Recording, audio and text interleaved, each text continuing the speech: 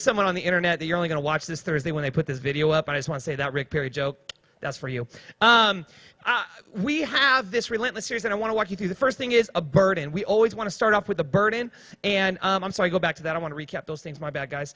Back in the booth. The first thing is a godly burden. Then he's going to put a leader who's going to have ownership over something that isn't right. For Nehemiah, we know that he was looking at the walls in Jerusalem saying, the walls are broke down. That means any enemy can come in and just have their way, steal, take, destroy, murder, kill. It's awful. A mission statement. We're going to rebuild the wall. I want to rebuild the wall. Other mission statements. Dr. King's day was Monday. We got to celebrate that by not going to school, and hopefully you took a moment to consider his sacrifice and his commitment and his investment into what we have as America today.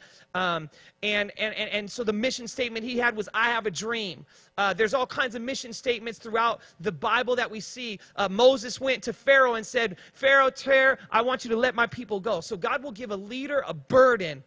If you want to be relentless, you got to be looking for a burden. You got to be looking to God and say, God, put a burden in my heart for somebody. Put a burden in my heart for people whose walls are torn down. Put a burden in my heart for people who are heavy-hearted with something that I could invest into them and make life different, make life better for them. Because if you ever get too consumed with how unfair life is to you, you be a miserable person.